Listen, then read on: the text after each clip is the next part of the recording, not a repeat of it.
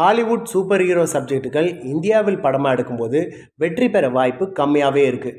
அந்த வகையில் Hollywood super hero சப்ஜெக்டையும் நம் மண்ணின் இதிகாச கடவுள்களையும் கலந்து திரைப்படங்களாக உருவாக்கப்பட்டு வருது. அந்த வரிசையில் தெலுங்கு இயக்குனர் பிரசாந்த் வர்மா இயக்கத்தில் கடந்த 12ஆம் தேதி பிரம்மாண்டமாக வெளியானது ஹனுமான் திரைப்படம். ஹாலிவுட் சூப்பர் ஹீரோக்களை பார்த்து சின்ன வயசுல இருந்தே பைத்தியம் பிடித்த வில்லன் உலகம் போற்றும் மிகப்பெரிய சூப்பர் ஹீரோவாக வரவேன்னு ஆசைப்படுறாரு.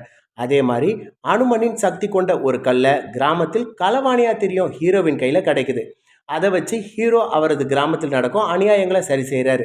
ஹீரோவிடம் இந்த மிகப்பெரிய சக்தி கொண்ட கல் இருக்கிறத அறிஞ்ச அந்த வில்லன் ஹீரோ கையிலிருந்து அதை கைப்பற்றினாரா இல்லையா அப்படின்றத படத்தோடைய கதை. பொதுவான சூப்பர் ஹீரோ டெம்ப்ளேட் அப்படின்னாலும் படத்தில் காமெடி, எமோஷன், மாஸ் காட்சிகள் இடம்பெற்று படத்தை ஒரு சிறந்த என்டர்டெயின்மெண்ட் படமாக மாற்றியிருக்கு. படத்தின் இன்டர்வல் முதல் கிளைமாக்ஸ் காட்சிகள் வர கூஸ்பம்ஸ் காட்சிகள் தான்.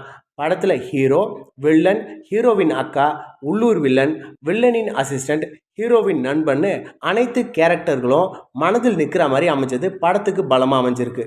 சூப்பர் ஹீரோ கதை அப்படின்னாலே படத்திற்கு விஎஃப்எக்ஸ் அட்டகாசமாக அமையணும். அந்த வகையில் ஹனுமான் படத்தின் விஎஃப்எக்ஸ் காட்சிகள் படத்திற்கு தூணாக அமைஞ்சிருக்கு. ஒரு புறம் விஎஃப்எக்ஸ், கேமரா, ஃப்ரேமிங்னு நம்ம ஆச்சரியத்தில் அசர வைக்க, மற்றொரு புறம் படத்தின் பின்னணி இசை அனுமன் சஞ்சீவி மலையை தூக்கி நிறுத்துவது மாதிரி இசை அமைஞ்சிருக்கு. ஸ்ரீ ராமதூத சோஸ்திரம், ஹனுமான் சாலிசான்னு முழு ஹனுமான் வைபியம் நமக்கு தருது.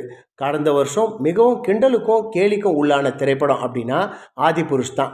அந்த படம் செய்ய வேண்டிய ஒட்டுமொத்த அனுபவத்தையும் இந்த ஹனுமான் படம் தந்திருக்கு. சூப்பர் ஹீரோ சப்ஜெக்ட் அப்படின்றதுனாலையும் சாமி படம் அப்படின்றதுனாலையும் அது முழுமையான என்டர்டெயின்மெண்ட்டாக அமைஞ்சதுனால இந்த படம் அனைவரும் பார்க்க வேண்டிய திரைப்படம்.